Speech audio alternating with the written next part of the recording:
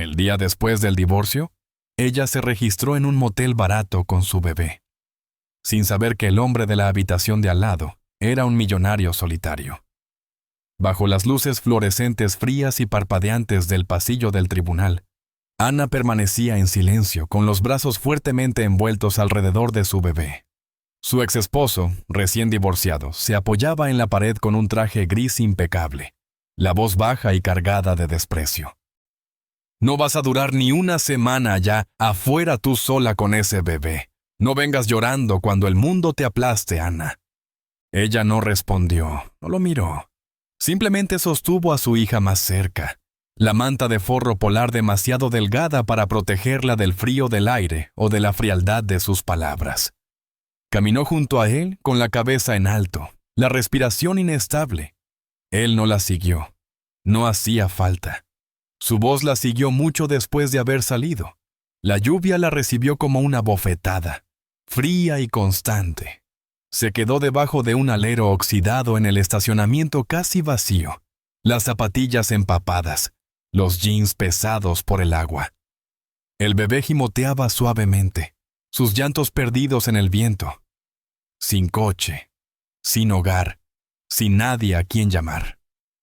Su teléfono estaba sin batería, pero incluso cargado. No había ningún nombre que valiera la pena marcar. 5 años de escuchar quién debía ser, qué debía usar, cómo encogerse lo suficiente para sobrevivir. Nunca la golpeó, pero no hizo falta.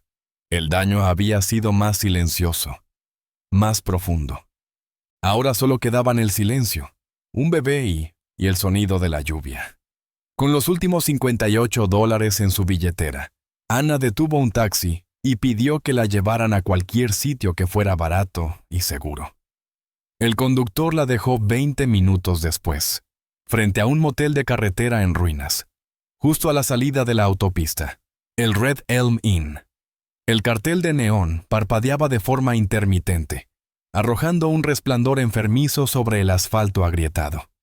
La habitación 6A era todo lo que podía pagar por 3 noches. El cuarto olía levemente a humedad y cigarrillos viejos. Las paredes estaban manchadas y descascaradas en algunos lugares. El suelo de baldosas era frío e irregular. El calentador gemía como si se quejara de ser encendido. Una única lámpara tenue parpadeaba en la mesa de noche. La manta de la cama era fina, las sábanas algo amarillentas por el tiempo. El techo tenía una mancha marrón con forma de huella de mano. No era ni de cerca un hogar, pero eran 4 paredes y una puerta que se podía cerrar con llave. Ana colocó con cuidado al bebé sobre la cama. Luego se desplomó a su lado. Tenía los brazos entumecidos, los pies adoloridos, la mente negándose a pensar en el mañana. Esa noche, mientras permanecía inmóvil en la oscuridad, escuchando cómo la respiración de su bebé se convertía en un suave ronquido, lo oyó. Un golpeteo suave. 3 toques en la pared detrás de la cama, la que compartía con la habitación de al lado. Se quedó congelada. Contuvo el aliento. Nada siguió. Solo el tic-tac del reloj de pared y el zumbido del calentador. Quizá fue una tubería. Quizá alguien dejó caer algo. Quizá lo imaginó. Ajustó la manta alrededor de su hija y se volvió a recostar. La noche siguiente volvió a suceder. 3 golpes suaves, deliberados. Ana se incorporó de inmediato. Esta vez no dudó. Extendió la mano y golpeó suavemente la pared 3 veces. No sabía por qué lo hacía. Tal vez era desafío. Tal vez esperanza. Tal vez solo necesitaba saber que alguien, cualquiera, estaba escuchando. Y al otro lado de esa pared vieja y delgada, alguien sí lo estaba. A la mañana siguiente, Ana salió de su habitación justo después del amanecer, sosteniendo una bolsa de basura en una mano y a su bebé en el hombro con la otra. El aire frío traspasaba su suéter delgado, y el pavimento aún estaba húmedo por la lluvia de la noche. Se agachó para dejar la bolsa junto al oxidado basurero cerca de la puerta, cuando algo llamó su atención. Un pedazo de papel doblado, cuidadosamente colocado bajo el marco de la puerta. Se detuvo en seco. Estaba limpio, seco, y había sido dejado allí como si esperara ser encontrado. Ana lo recogió con dedos temblorosos, el corazón ya latiéndole más rápido de lo normal. Desplegó la nota y leyó el mensaje escrito con letra firme y segura. Si alguna vez necesitas algo, golpea 3 veces otra vez. Habitación 6B. Se quedó mirando las palabras durante un largo momento. Sus labios se entreabrieron como para decir algo, pero no salió ningún sonido. Miró hacia la habitación 6B. La puerta estaba cerrada, las cortinas corridas, silencio total. Quien fuera, había escuchado sus golpes. Ana volvió a leer la nota una y otra vez. Luego, sin decir palabra, la dobló cuidadosamente y la guardó en el bolsillo de su abrigo. No respondió. Esa noche, el bebé comenzó a llorar. Primero suavemente, luego con más fuerza. Sus mejillas se enrojecieron y su pequeño cuerpo irradiaba calor. Ana tocó su frente y sintió el calor inconfundible de la fiebre. El pánico le subió por la garganta. Rebuscó entre sus cosas. No había Tylenol, ni termómetro, ni fórmula. Había usado la última porción la noche anterior. No había tienda cerca, no tenía coche, y la oficina del motel ya estaba cerrada hacía horas. El llanto del bebé se intensificó. Las manos de Ana temblaban. Arropó a su hija con la manta y la meció, murmurando canciones de cuna con una voz quebrada. Entonces recordó la nota. Sus ojos se dirigieron hacia la pared. Contuvo la respiración. Extendió lentamente la mano y golpeó. 3 toques suaves y deliberados. Su mano se quedó allí, con la palma apoyada contra la pintura desgastada. Luego la retiró y abrazó a su hija con fuerza, tratando de calmar tanto los sollozos en su pecho como los de sus brazos. Pasó 1 hora. Luego se escuchó un ruido, un crujido leve junto a la puerta. Ana la abrió. En el suelo había una pequeña bolsa de fórmula infantil, sellada y sin abrir. Al lado, 2 dosis individuales de medicamento para la fiebre, dispuestas con cuidado. No había nota, ni voz, ni pasos alejándose en la noche. Solo el aire frío y el sonido constante de la respiración de su hija suavizándose contra su pecho. Ana miró los suministros. Luego la silenciosa puerta de la habitación 6B. Las lágrimas le llenaron los ojos, pero por primera vez en mucho tiempo. No eran de miedo ni de vergüenza. Eran las lágrimas de alguien que finalmente había sido escuchada. La nieve había caído suavemente la noche anterior, cubriendo el suelo con una capa blanca que crujía bajo los zapatos de Ana mientras salía al patio trasero del motel. El sol matutino por fin había regresado, débil pero dorado, derritiendo la escarcha en los bordes del césped irregular. Ana sostenía a su hija cerca, la bebé envuelta en una manta de lana, su diminuta cabeza asomando con ojos abiertos y curiosos. Caminaba despacio, más para respirar aire fresco que para ir a algún lugar. El patio estaba en silencio, rodeado de árboles sin hojas y mesas de picnic viejas. Entonces, bajo un arce desnudo en la esquina, Ana vio a alguien sentado solo. Era un hombre. Vestía un suéter grueso gris, jeans oscuros y botas con polvo de nieve. Su cabello rubio oscuro estaba algo despeinado, y estaba sentado con una pierna cruzada sobre la otra, un libro abierto en las manos. A pesar del frío, parecía en paz. Tal vez cansado, pero con una serenidad que se sentía firme. Ana dudó. Luego asintió cortésmente al pasar junto a él.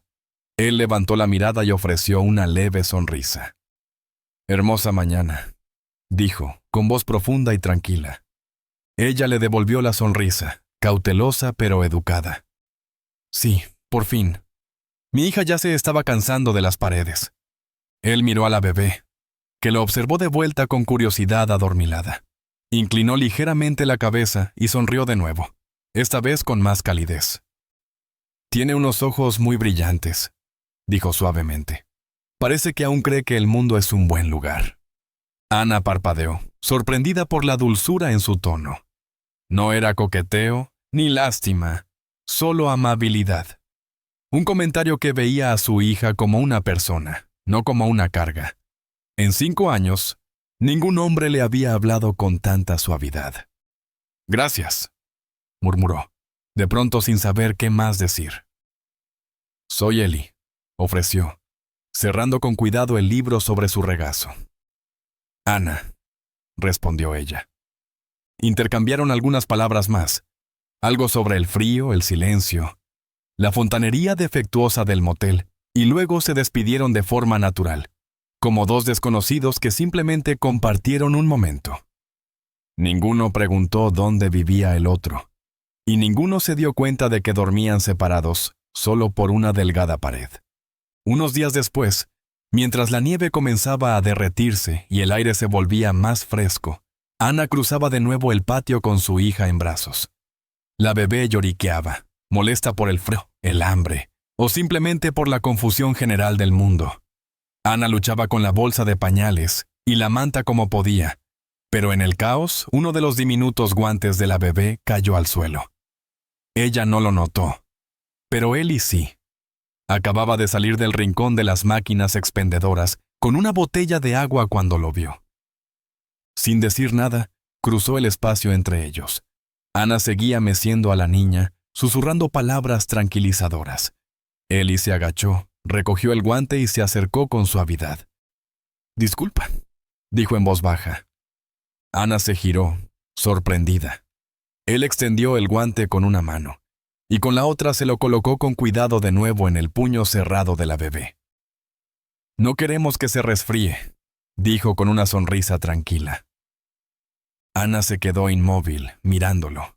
Fue un gesto tan pequeño, tan simple, tan natural, pero le llegó más profundo de lo que esperaba. La garganta se le cerró, los ojos le ardieron. «Gracias», susurró apenas. Desde la ventana de la oficina del motel, la anciana encargada, la señora Dorsey, había observado la escena a través de su cortina de encaje. Más tarde, cuando Ana pasó por recepción para calentar un biberón, la mujer levantó la vista de su crucigrama y dijo con dulzura: «No hay muchos hombres que noten esas cosas, querida. Cuando lo hacen, no lo olvidas».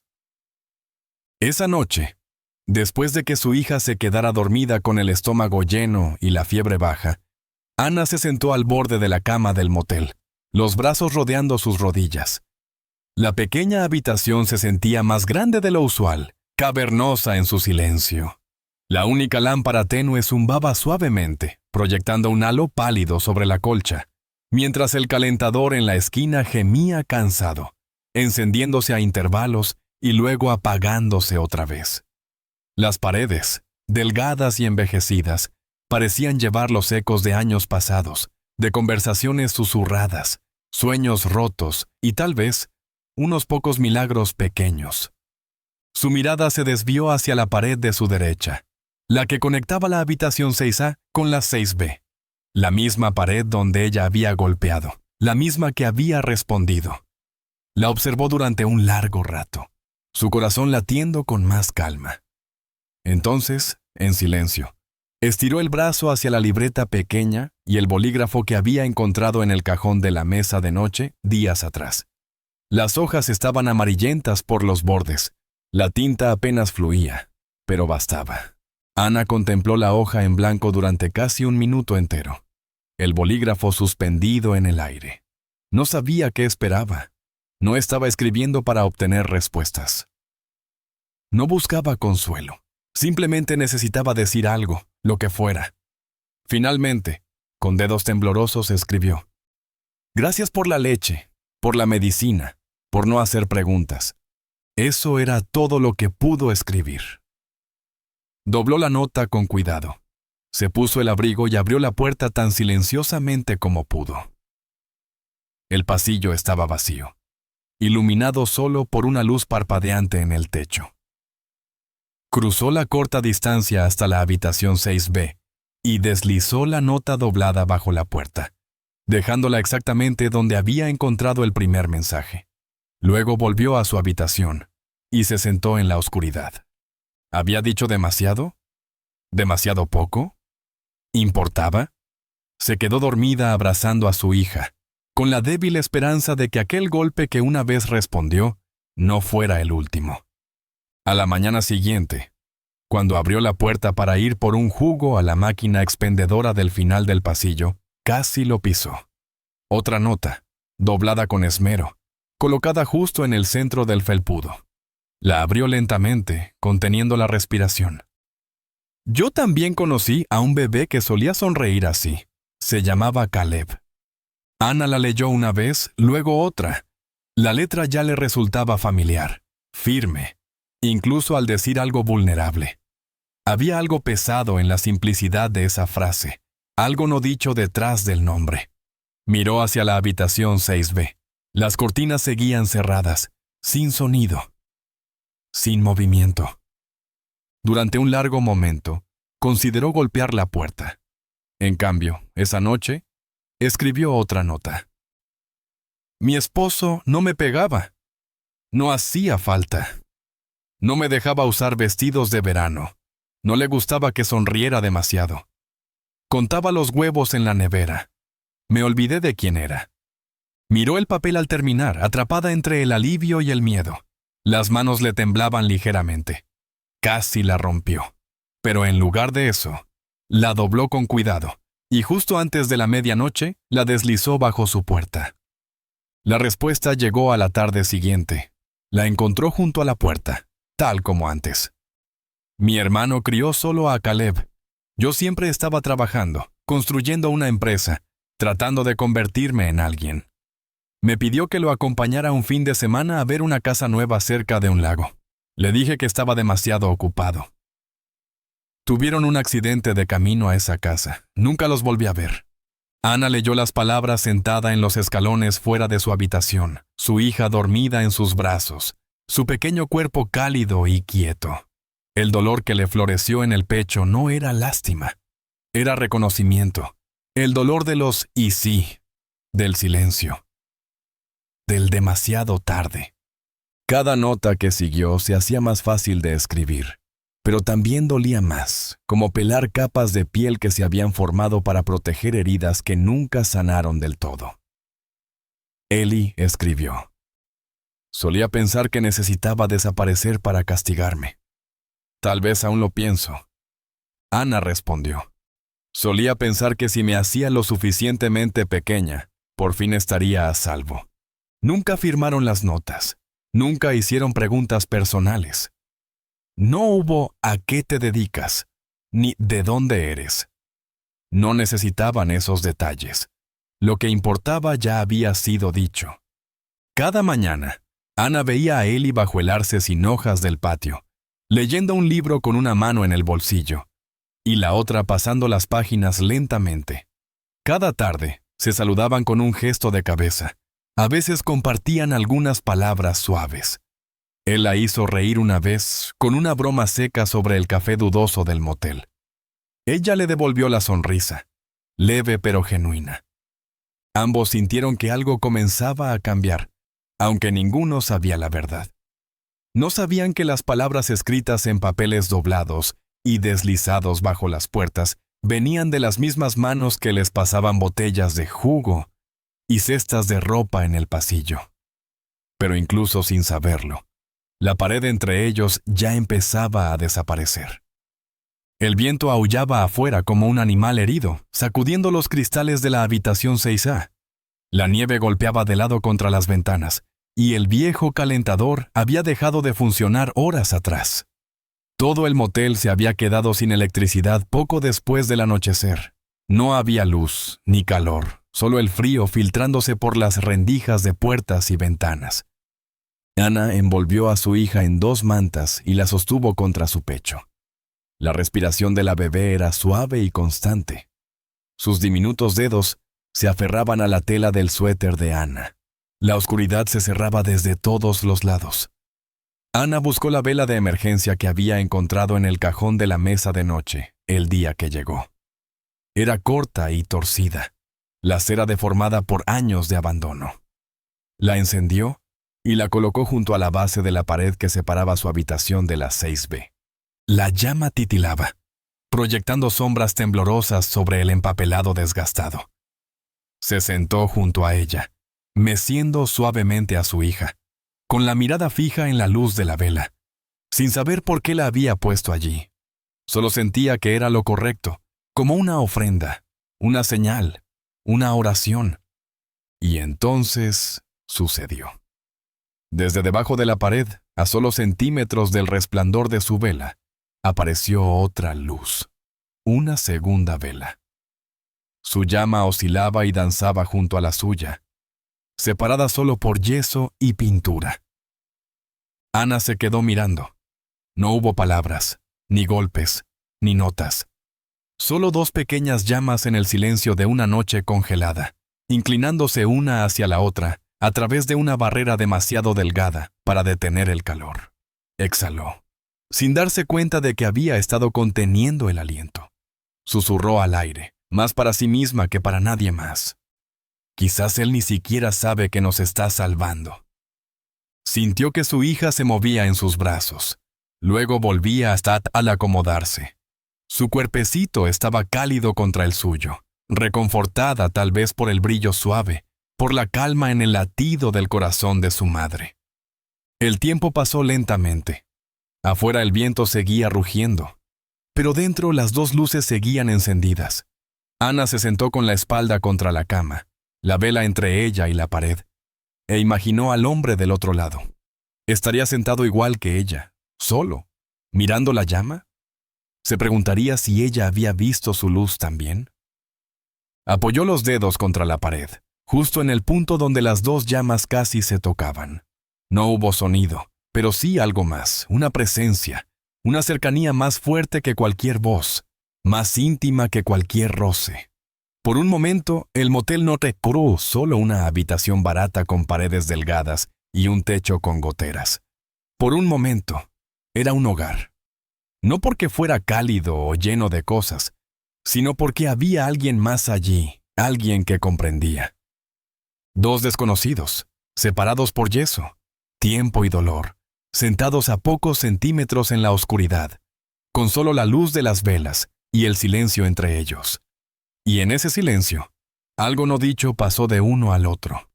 No fue rescate, ni romance.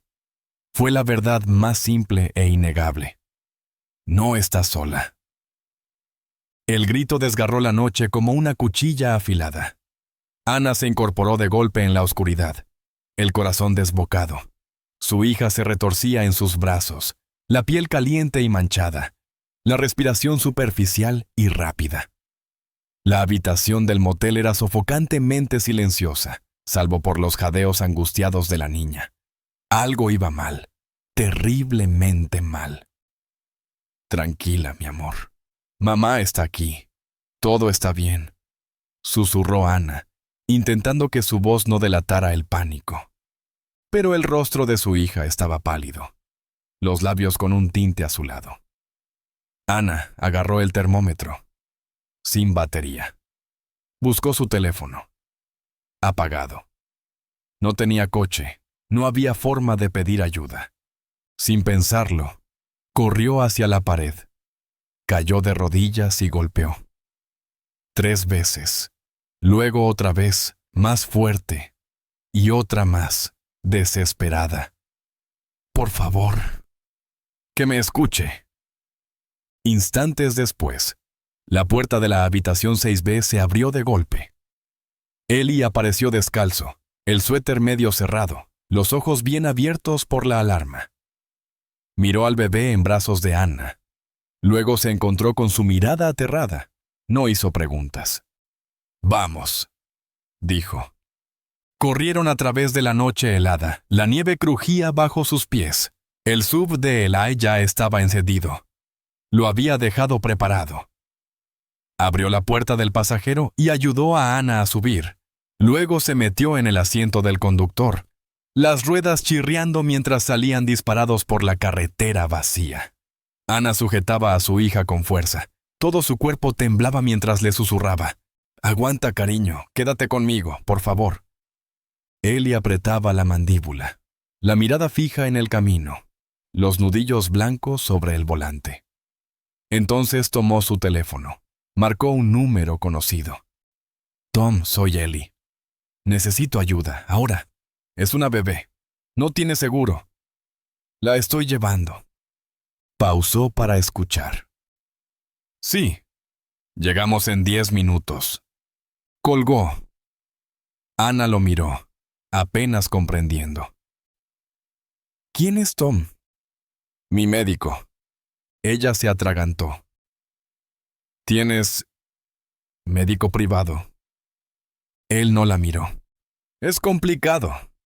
Pocos minutos después, se detuvieron frente a un edificio moderno y silencioso, con un cartel bien iluminado que decía: Pabellón médico privado.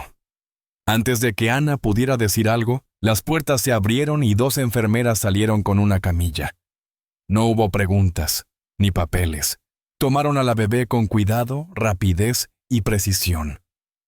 Ana lo siguió descalza, frenética, por un pasillo cálido donde el personal médico se movía en silencio y con urgencia. En la sala pediátrica, los monitores emitían pitidos suaves. Una luz azul tenue iluminaba el rostro de su hija. Oxígeno. Suero. Una voz tranquila explicó. Pico de fiebre. Posible RSV. Está estabilizada. Ana se desplomó en una silla. El alivio la inundó como una presa que se rompe. Todo su cuerpo temblaba. Afuera, en el pasillo, Ellie estaba de pie con las manos en los bolsillos, la cabeza levemente inclinada. Ella salió en silencio, cerrando la puerta detrás de sí. Él no se giró. Ellie, dijo. Él levantó la mirada. ¿Quién eres?, preguntó. No con acusación ni miedo, solo con necesidad de comprender. Su expresión se suavizó. Solo soy alguien que una vez perdió a una niña a la que amaba. No voy a dejar que vuelva a pasar. Se quedaron en silencio. Más tarde, cuando la niña ya dormía tranquila, sin fiebre, Ana encontró a Ellie sentado en la sala de espera, mirando al suelo con la vista perdida. Ella se sentó a su lado. Después de un rato, él empezó a hablar. Mi hermano se llamaba Sam. Era padre soltero. Muy buen padre. Siempre decía que su único sueño era criar a su hijo cerca de un lago, en un lugar tranquilo, seguro. Ana lo escuchaba atentamente. Le prometí que les compraría esa casa. Íbamos a firmar los papeles esa misma semana, pero cancelé. Pospuse todo. Tenía una reunión con inversionistas. Nunca llegaron a la propiedad. El accidente fue instantáneo. Sam murió en el acto. Caleb murió 3 días después. Tragó saliva. Su voz se quebró. Tenía todo el dinero, todo el éxito. Y no sirvió de nada cuando no pude salvarlos. Ana extendió lentamente su mano y la apoyó sobre la de él. Ellie no se movió. Vendí mis acciones. Lo dejé todo. Desde entonces he estado vagando, buscando a alguien a quien pudiera ayudar. Alguien que aún tuviera una oportunidad. Ana apretó su mano con más fuerza. La salvaste, dijo con voz suave. Finalmente, él la miró. Realmente la miró. No como a la mujer de la habitación de al lado, no como a la madre en crisis. La vio como alguien que también había perdido y que, de alguna manera, había logrado seguir adelante. No dijeron una sola palabra más. Se sentaron en silencio, uno al lado del otro, con las manos aún entrelazadas. En la quietud de aquel pasillo de hospital, algo cambió. Una herida que había estado sangrando en silencio durante años, por fin comenzó a cerrarse, no con grandes gestos, sino con un solo momento tranquilo y una mano que decidió no soltarse. Había pasado una semana desde aquella noche en el hospital, pero Ana aún sentía su peso, como un sueño que se había hundido profundamente en su pecho. Su hija ya se había recuperado, sonriendo y balbuceando de nuevo como si nada hubiera pasado. Pero algo había cambiado en Ana, en Ellie, en la forma en que se miraban. en el silencio que compartían. Una tarde fresca, Ellie se detuvo frente al motel en su SUV y preguntó con suavidad, ¿quisieras venir a algún lugar conmigo? Es solo un pequeño paseo. Ana dudó. Luego asintió. El camino serpenteaba entre pinos y campos tocados por los primeros signos de la primavera. No hablaron mucho durante el trayecto. El silencio era cómodo, no incómodo. Después de unos 30 minutos, Ellie giró hacia un sendero de grava. Las ruedas crujieron bajo el peso del coche. Delante de ellos se alzaba una pequeña cabaña de 2 pisos, junto al borde de un lago tranquilo. La casa estaba hecha de madera antigua, la pintura descolorida pero intacta, el porche largo y acogedor, bañado por la luz del sol. Campanas de viento colgaban perezosas en la brisa. El reflejo de las nubes ondulaba sobre la superficie del agua. Ana bajó lentamente del coche, con su hija en brazos. La pequeña chilló de alegría y se retorció hasta liberarse, trotando por el jardín mientras sus risitas resonaban en el aire abierto. Ana se quedó quieta, con los ojos recorriendo la belleza, la calma. El silencio. Este lugar es hermoso, susurró. Ellie estaba a unos pasos, con las manos en los bolsillos de su abrigo. Era la casa de los sueños de mi hermano. Nunca llegó a vivir aquí. Ha estado vacía desde entonces. Ana lo miró, el ceño fruncido. ¿Por qué me trajiste aquí? Ellie dudó un segundo. Luego habló en voz baja. Porque creo que él hubiera querido que esta casa significara algo para alguien. Ella negó con la cabeza. Es demasiado. No puedo aceptar esto. No quiero ser una carga para nadie. No lo eres, dijo él con firmeza, pero con ternura. Ella apartó la mirada. No te estoy ofreciendo esto por lástima, añadió Ellie. Le prometí a Sam que encontraría a alguien que necesitara lo que él quería dar, un lugar seguro, no solo un techo. Metió la mano en su abrigo y sacó una fotografía desgastada. En ella, Sam estaba de pie frente a esa misma casa, con un niño risueño sobre sus hombros. El césped estaba salvaje entonces, la baranda aún rota, pero el rostro de Sam irradiaba esperanza. Él quería que este lugar fuera un hogar para alguien que necesitara seguridad. Le prometí que encontraría a esa persona. Ana miró la foto, los dedos temblorosos. El niño de la imagen tenía los mismos ojos que Ellie. Él continuó. Tú y tu hija no necesitan que la salven. Solo necesitan espacio para respirar otra vez. Las lágrimas sí se acumularon en los ojos de Ana, pero las contuvo. Asintió despacio. ¿Puedo pensarlo? Ellie sonrió. Por supuesto, tómate el tiempo que necesites. En los días siguientes, Ana regresó al motel, pero sin darse cuenta empezó a conducir hacia la casa junto al lago. Una vez, luego 2. Y pronto casi a diario. Ellie nunca la presionó, pero siempre estaba allí. Arreglando un grifo que goteaba, pintando un marco de puerta, plantando flores nuevas a lo largo del sendero. Una mañana, encontró narcisos frescos en un frasco de vidrio sobre la encimera de la cocina. Una tarde, Ellie estaba en el jardín mostrándole a su hija cómo apretar suavemente la tierra alrededor de una pequeña planta de tomate. A veces se quedaba a cenar. Cenas tranquilas, llenas de miradas compartidas y sonrisas suaves. Nunca se besaron, nunca hablaron de amor. Pero creció igual. En las miradas cruzadas sobre la mesa, en las tazas de café compartidas, en los libros leídos lado a lado sin necesidad de palabras.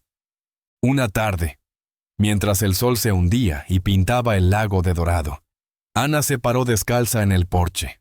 Su hija dormía adentro.